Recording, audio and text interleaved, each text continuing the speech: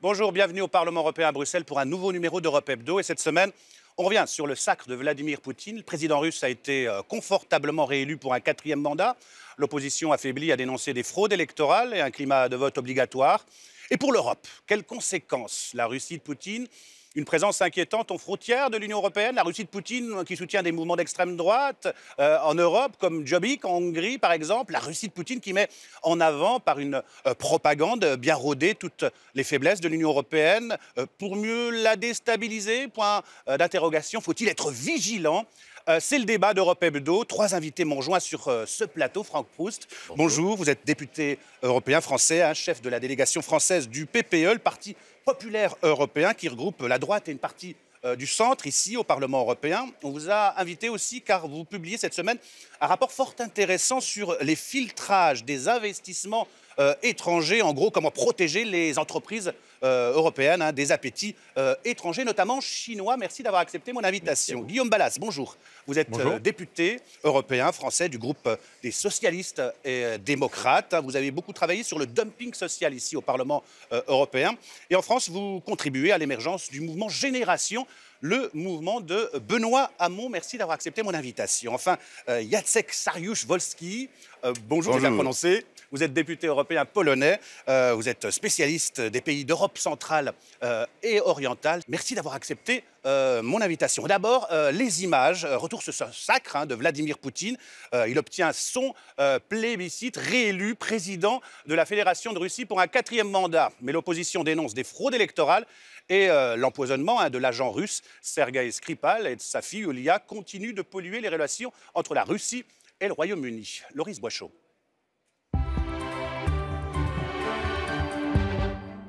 C'est sa 4e élection présidentielle et sa plus nette victoire. Vladimir Poutine n'a jamais été aussi largement élu, avec plus de 76% des voix dès le premier tour. C'est 6 fois plus que le candidat communiste, arrivé 2e.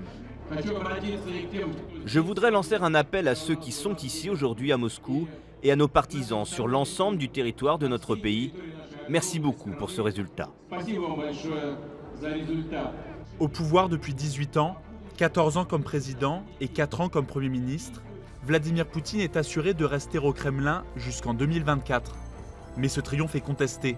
L'opposition russe, rejointe par l'Union européenne, critique des pressions exercées sur des électeurs. Dans le viseur du principal opposant, inéligible, plus de 2000 irrégularités. Il y a d'abord les bourrages d'urnes. Et vous voyez qu'Internet est saturé de toutes sortes de vidéos à ce sujet, avec des gens filmés par les caméras installées au plafond qui s'approchent des urnes et y glissent un paquet de bulletins de vote. Ces bourrages d'urnes se passent partout dans le pays. Exemple, dans ce bureau de vote des environs de Moscou. Un agent électoral s'empresse de glisser plusieurs bulletins dans l'urne. Des bulletins finalement annulés par la commission électorale. Pour Vladimir Poutine, le plus dur commence. À l'ordre du jour, une stagnation économique, mais aussi un climat de guerre froide entre Londres et Moscou. La crise diplomatique se poursuit depuis la tentative d'assassinat d'un agent russe sur le sol anglais, le 4 mars. Pour la première ministre britannique, c'est sûr, la Russie est coupable de cet empoisonnement. En conséquence de cet acte épouvantable contre notre pays, notre relation ne peut plus être la même. Nous allons donc suspendre tous les contacts bilatéraux de haut niveau prévus entre le Royaume-Uni et la Russie. Des accusations balayées par le président russe. N'importe quel homme sensé peut comprendre que c'est du grand n'importe quoi, que ça n'a pas de sens, que quelqu'un en Russie puisse se permettre de faire de telles choses juste avant l'élection présidentielle et la Coupe du monde de football. C'est tout simplement inimaginable. Autre front sensible en Syrie, où les Russes sont présents depuis 2015, à la demande de Bachar al-Assad et aux grandes dames des Occidentaux. Poutine voulait sauver le régime syrien, il a rempli son objectif et a fini par s'imposer comme un acteur critiqué, mais incontournable sur la scène internationale.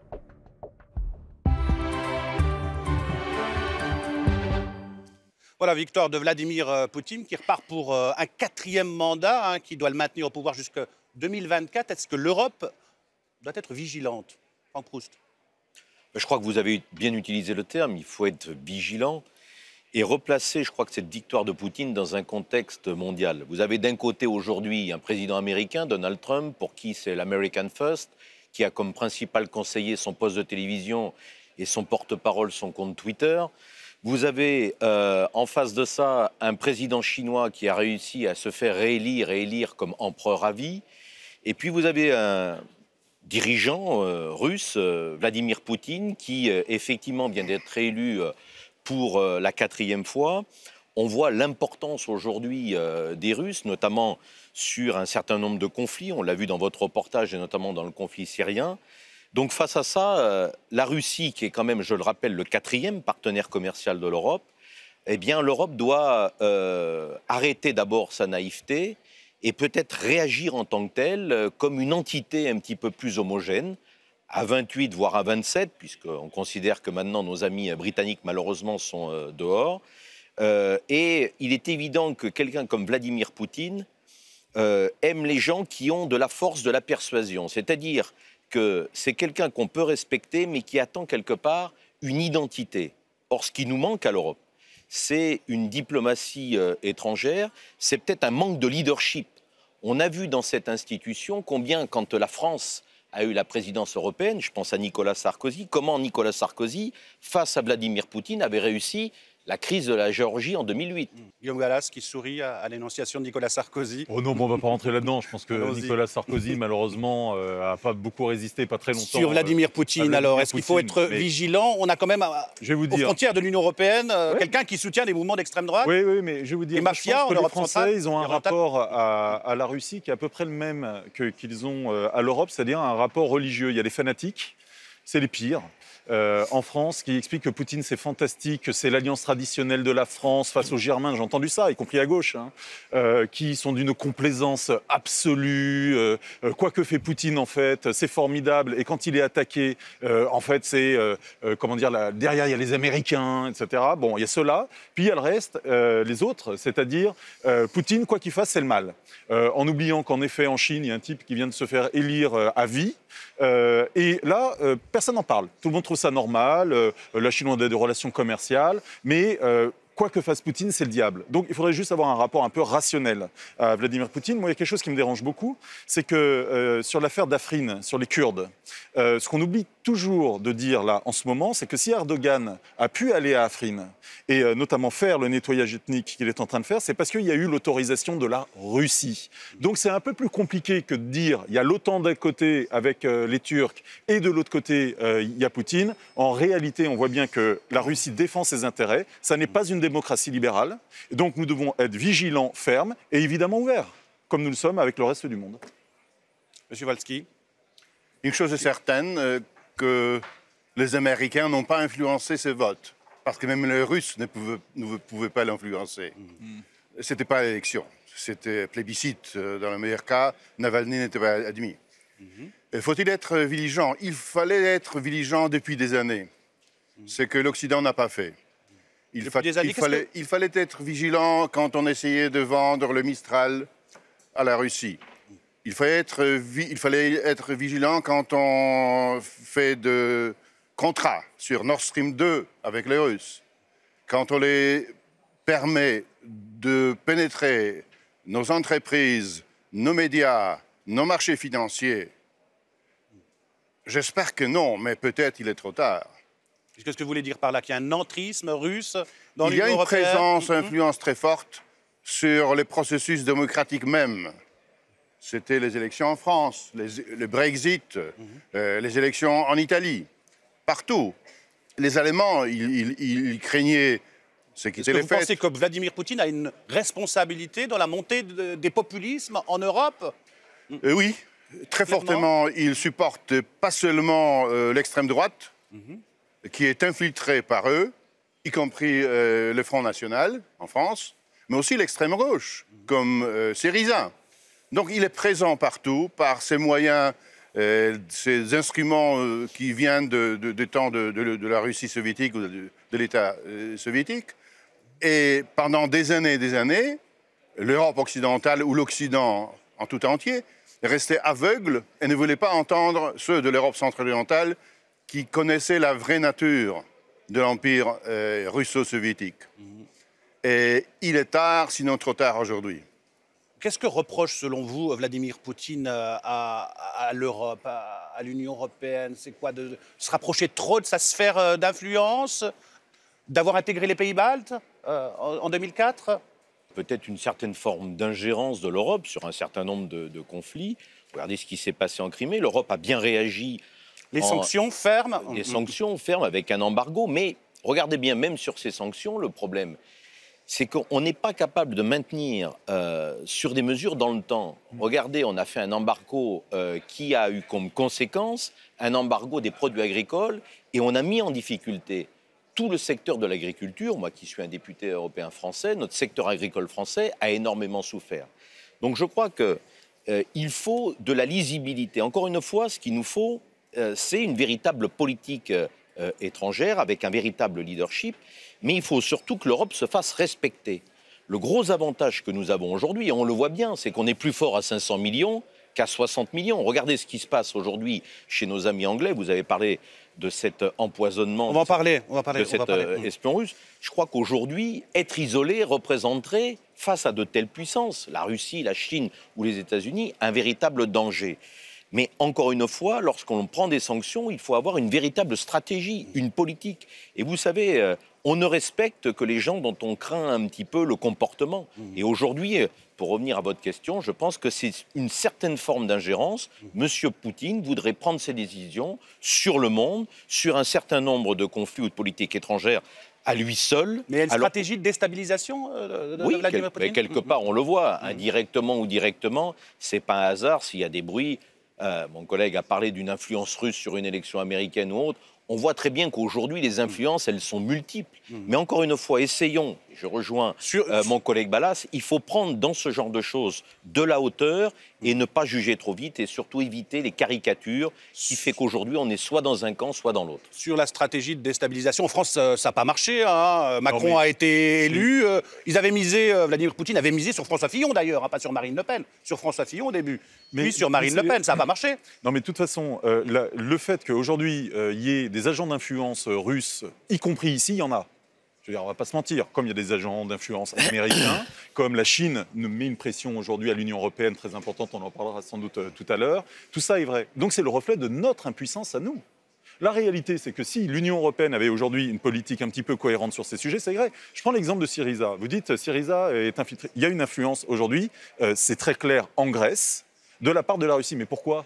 Parce que comme on a mis la Grèce à genoux, ils cherchent des alliances de revers. C'est comme ça que ça se passe. Et ils ont été limite un moment de choisir en effet de façon définitive la Russie par rapport à l'Europe. Donc la question qui se pose par rapport à nous, c'est quoi? C'est d'avoir une politique qui est une politique cohérente et notamment de fermeté. Quand on a des intérêts géopolitiques, énergétiques qui sont différents de ceux de la Russie, on doit pouvoir s'affirmer. Et moi je vais vous dire le grand problème, c'est que l'Europe ça crie, l'Europe ça râle et après ça se couche. Et c'est ça le grand sujet. On devrait moins crier et moins râler, et par contre moins se coucher. Je pense que ça serait beaucoup plus utile pour se faire respecter par Poutine aujourd'hui. Et puis, donc, il y a l'affaire de l'empoisonnement de l'ex-espion russe et de sa fille. Hein. Pour Londres, il n'y a pas de doute possible. Hein, c'est la Russie qui est derrière l'Europe, qui affiche sa solidarité avec le Royaume-Uni. Le Premier ministre polonais a déclaré être tombé d'accord avec la chancelière allemande, Angela Merkel, en visite à Varsovie, pour que l'Union européenne donne une réponse ferme. On écoute et on réagit juste après.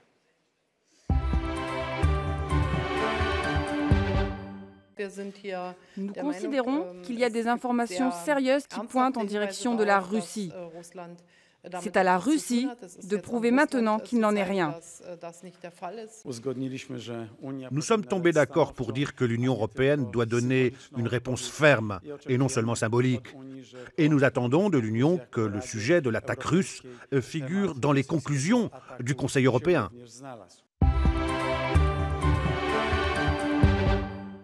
Est-ce qu'il n'y a pas un double message dans cet empoisonnement aux traîtres, entre guillemets? Le message, c'est « vous ne serez jamais en sécurité ». Et au Royaume-Uni, vous êtes faible, on ne vous respecte pas. Je suis d'accord. 2 messages, sinon plus. Ce n'est pas le premier empoisonnement sur le territoire de l'Union européenne. Il y en avait ici à Strasbourg. Là, à Strasbourg, il y en avait à Londres avec Litvinenko avant. Il faut être ferme. Ce que disent le leader, ça serait d'arrêter le Nord Stream 2. d'inclure dans les sanctions exclusion de la Russie du système SWIFT. Tout le reste, expulsion des diplomates, le parole, pour chanter Dalida. Les représailles britanniques ne sont pas assez fortes pour vous, selon vous? Ça doit être une réaction de l'Union européenne dans son ensemble et de l'OTAN. Quelque chose qui me trouble quand même, vous l'avez dit, c'est pas quand même le premier espion qui est tué sur le territoire britannique. Je crois qu'on en décompte plus d'une dizaine. Donc il y a un véritable problème de protection, d'échange d'informations et d'efficacité, parce qu'on n'arrive pas à ce résultat-là par hasard. Guillaume Balas. Moi, je pense que le problème, c'est regarder la dépendance structurelle aussi de l'Union européenne par rapport à la Russie. La réalité, c'est qu'en effet, tout ça peut être du cirque si jamais à un moment donné, on ne se renforce pas par rapport à la Russie, par exemple sur la question énergétique. Moi, je suis toujours fasciné de voir le nombre d'hommes politiques européens ou d'hommes d'affaires européens qui finissent finalement dans les filets de Gazprom d'une manière ou d'une autre. Donc, on voit bien là qu'il y a Emmanuel Todd, un essayiste français connu, disait, en fait, il y a 10 ans, il disait « Nous sommes déjà sous la dépendance réelle de la Russie ». En termes politiques, parce qu'il y a la dépendance énergétique. Donc là, il y a un défi. Le défi, c'est comment nous nous rendons aujourd'hui autonomes de manière énergétique, ça sera meilleur d'ailleurs du point de vue écologique, pour y compris se dépendre aujourd'hui de la Russie d'un point de vue géostratégique. Et ça, pour moi, c'est un élément extrêmement important. Autrement, qu'est-ce qui va se passer? Moi, je veux bien voir Mme Merkel en train de faire ce qu'elle est en train de faire. Mais quand on connaît les liens de l'Allemagne et de la Russie, par exemple, sur le plan énergétique, moi, je sais que ça ira pas très loin. Voilà. Vous dites qu'il y a un double discours, alors? Il n'y a pas beaucoup de volonté en réalité. C'est hyper important, ce que dit mon collègue Balas. L'Union de l'énergie qui a été votée en 2016, maintenant, il faut que ça se concrétise réellement. Parce que plus on sera indépendant, et plus on saura se faire respecter de la part des Russes. Donc, vous dites, en gros, il faut une Europe plus puissante face à la Russie, mais on ne l'entend pas, cette force de résistance, ni en France, ni en Allemagne, ni en Italie, alors que c'est un peu nos valeurs qui sont menacées. Qu'est-ce qu'il faut? Il faut plus de politique étrangère et de sécurité commune, plus de politique européenne de défense? De défense, d'énergie, pour limiter justement la dépendance vis-à-vis de pays tiers. On ne peut se faire respecter, ne pas avoir peur d'un pays tiers que si on ne dépend pas d'eux pour des secteurs stratégiques comme l'énergie. Ça va de soi, sauf qu'aujourd'hui, derrière le texte de 2016, il y a des textes, mais est-ce qu'il y a une réelle volonté politique? Et qui dit volonté politique dit aussi volonté budgétaire, parce que la volonté politique ne peut se traduire que s'il y a une ligne budgétaire. Le problème aujourd'hui, je vous l'ai dit en introduction, c'est que qui parle au nom de l'Europe? Est-ce qu'il y a un véritable leadership face à un Vladimir Poutine, face à un Donald Trump, face à un Xi Jinping?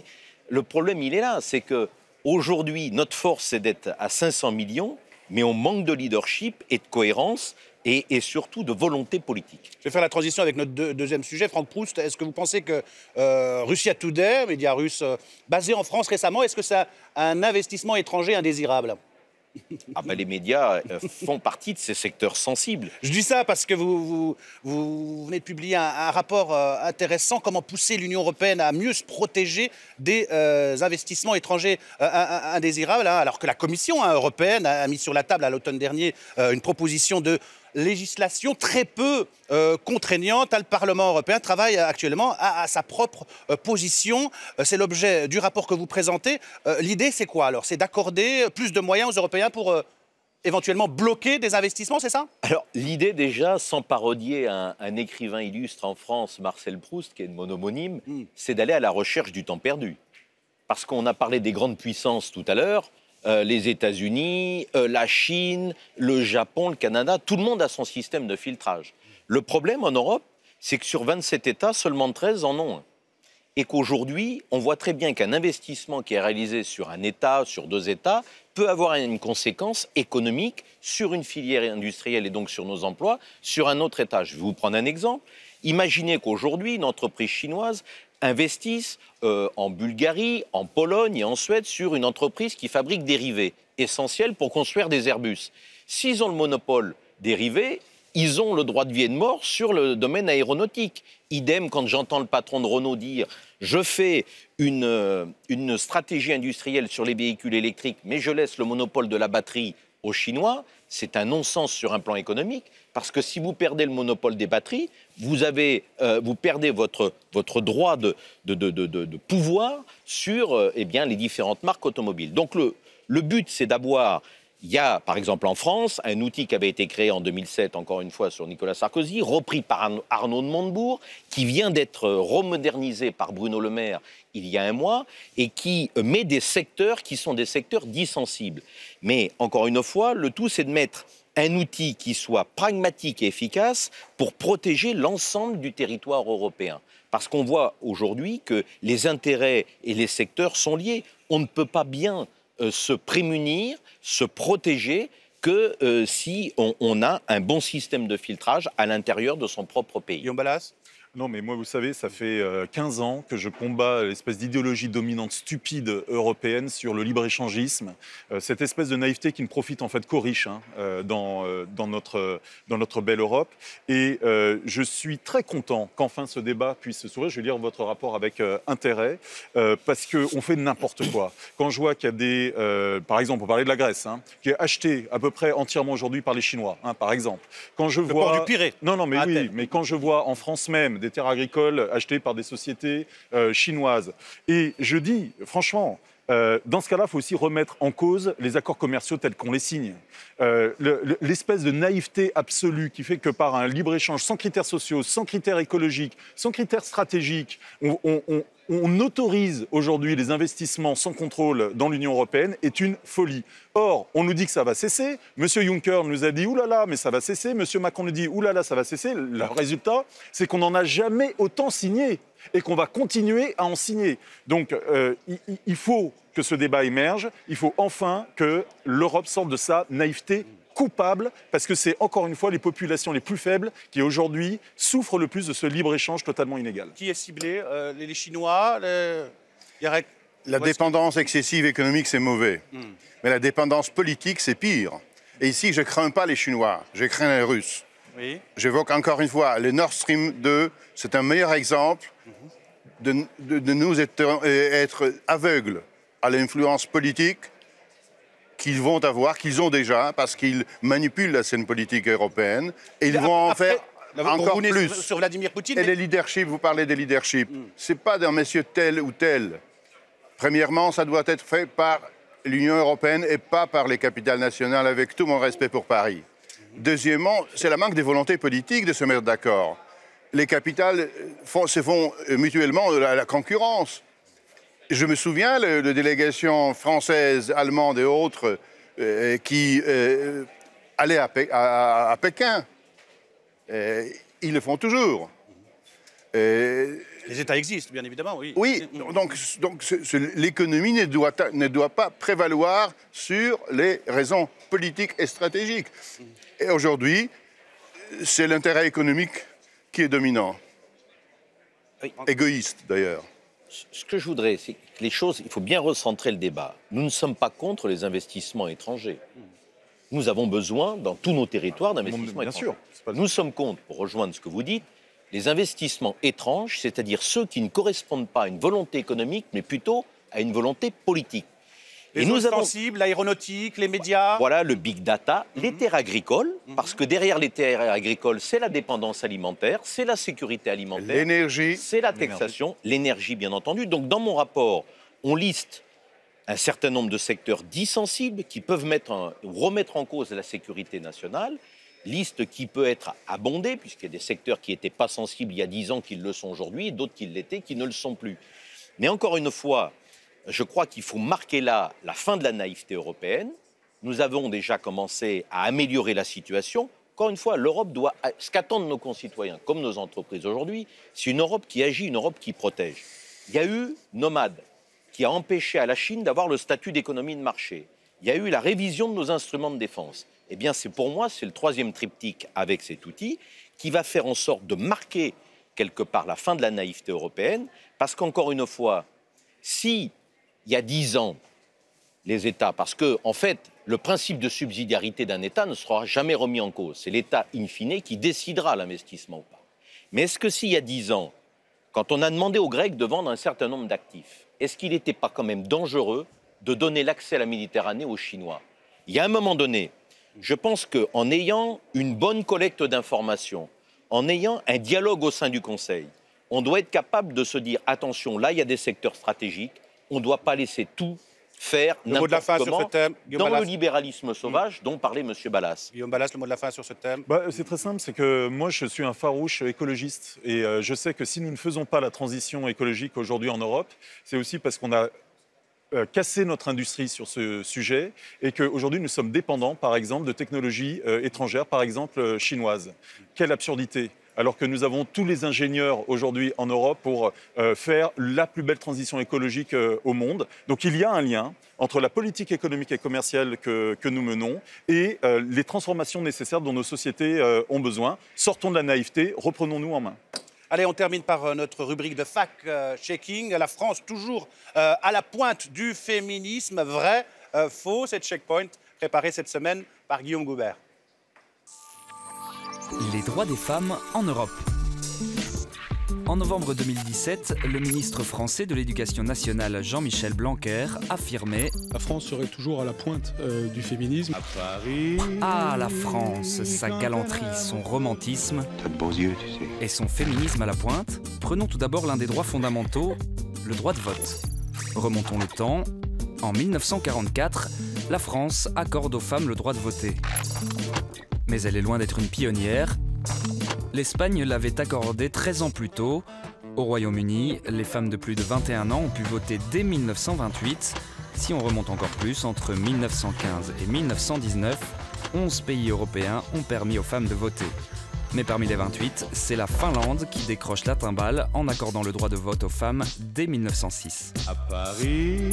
Ah, la France et sa devise, liberté, égalité, fraternité et parité. Dans le monde politique, pas vraiment. Selon un classement de l'Union interparlementaire, la France est 14e mondiale avec 39% de politiciennes dans ses assemblées élues. Pas mal. Mais la Finlande et la Suède font mieux avec 42 et 43,6% de femmes dans leurs assemblées. Les hommes politiques français sont-ils machos ? En tout cas un peu plus que les hommes d'affaires français. L'Hexagone est un des rares pays européens où les conseils d'administration des grandes entreprises sont composés d'au moins 30% de femmes. La France est même en tête de l'UE avec 41,2%, soit 4 femmes pour 6 hommes. La jante féminine a des postes à responsabilité. Pardon, mon adjudante. Très bien, mais pour quel salaire ? En France, quand un homme gagne 3 000 € bruts, une femme gagne 2 544 € bruts. C'est proche de la moyenne européenne. Mais l'écart salarial est beaucoup plus petit en Roumanie, en Italie et au Luxembourg. La France ne fait donc pas figure d'exemple. Restent les avancées sociétales pour les femmes. Simone Veil a-t-elle fait de son pays un précurseur en la matière ? Sa loi sur l'IVG date de 1974, certes. Mais avant cela, des pays comme la Suède, le Royaume-Uni ou encore la Finlande avaient déjà autorisé l'avortement.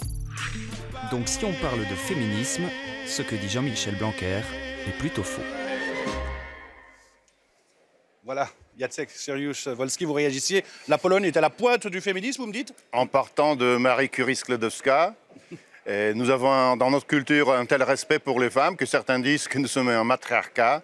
Et sérieusement, il faut dire que la Pologne se place très haut, juste derrière la Scandinave, s'il s'agit de la position dans la vie sociale et professionnelle des femmes. Des femmes. On sera paritaire dans Génération, le mouvement de Benoît Hamon ? Oui, d'ailleurs, j'espère que la Pologne défendra aussi bien les droits des femmes sur toutes les questions, et pas uniquement sur l'égalité salariale, même si elle est évidemment fondamentale, et notamment sur la question de l'avortement. Mais la majorité des femmes polonaises est contre. Oui. Mais je pense quand même qu'il y a un vrai débat là-dessus qu'on pourrait avoir.